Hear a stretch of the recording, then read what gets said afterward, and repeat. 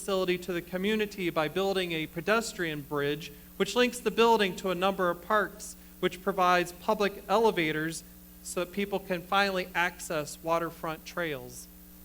The new bridge ties the college, the town, and the river together to generate and release an active type of energy, active ideas, and active engagement in the community. The facility may not utilize fire anymore, especially as the college install water flow generators which provide all the light, heat, and cooling the building needs. But still, the powerhouse, as it is called today, provides a new energy that the community needs. It is a new type of energy which the disciples discovered on the day of Pentecost. Jesus' disciples had gathered in Jerusalem for the traditional Jewish holiday, which celebrated the season of harvest. This holiday also provided an opportunity to give thanks for the gift of the law, which was handed to Moses by God on Mount Sinai. Moses had ascended Mount Sinai, where God appeared to the community below as a pillar of smoke and fire, which encircled the entire top of the mountain. There, Moses met with God and received the law, which we refer to as the Ten Commandments. And the law gave structure and inspiration for their lives and was a gift from God, and it was viewed as powerful. Equally powerful and with a different kind of energy, God's gift of the Holy Spirit arrived and filled the disciples, which created a new kind of powerhouse. The apostles were filled with new life, and they were provided the ability to communicate with a diverse group of people as they boldly declared God's love displayed through Jesus Christ.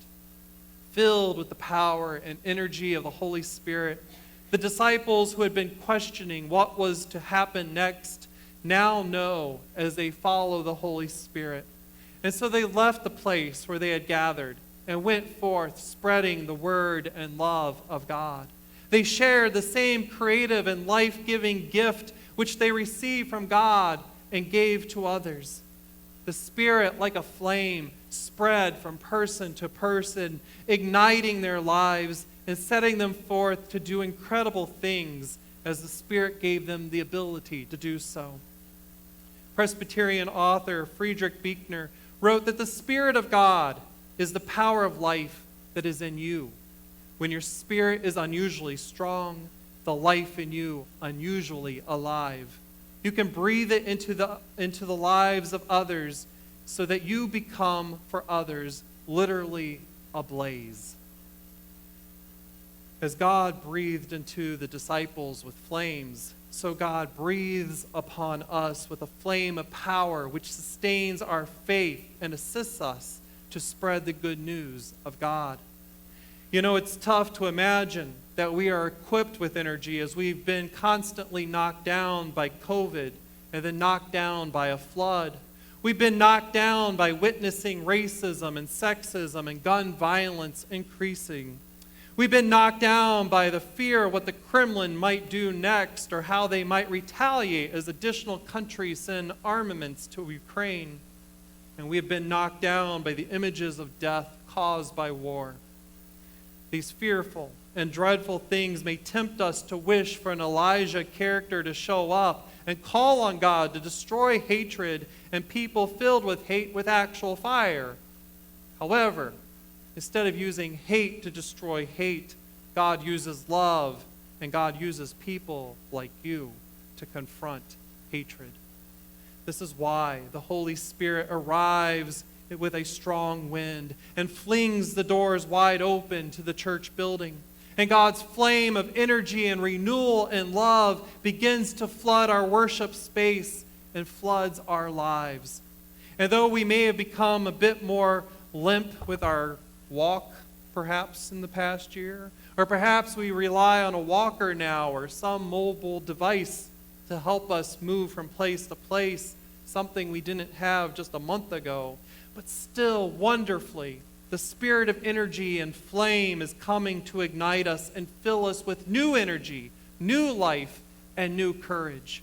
And though we may have used our hands and feet in some way in the past to reveal God's love, these hands that are growing weaker with age, I believe The Spirit is equipping us with different skills and different talents so we can reveal God in new and amazing ways.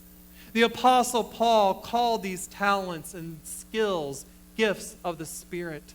And the Spirit is equipping us today with the ability to communicate and love. The Spirit is equipping us to write and speak. The Spirit is filling us with courage so we can speak boldly about what God is doing in the world. We are enabled to dream dreams and share the visions we receive with each other. And from us, the breath of God will pour out of us and spread to more and more people. We will become a powerhouse simply by declaring what God is delivering to the world.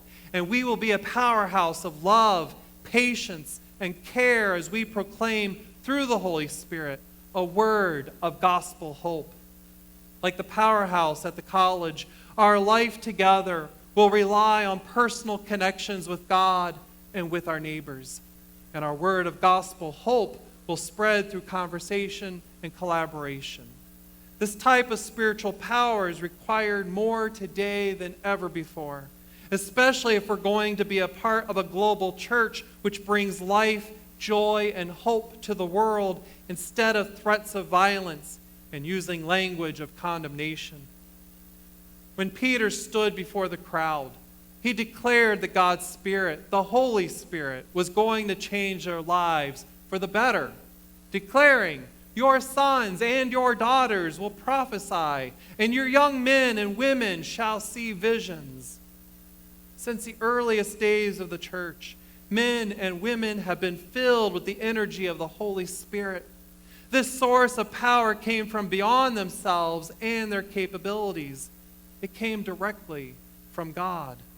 It is a Pentecost power which keeps people burning with the love for God and for the people around them, radiating warmth and light to a world that can often be dark and cold. We are a powerhouse when we open our lives to those in need, and even opening our place of worship to those who need an escape from hatred. We are a powerhouse to speak truth to power and show love where hatred exists.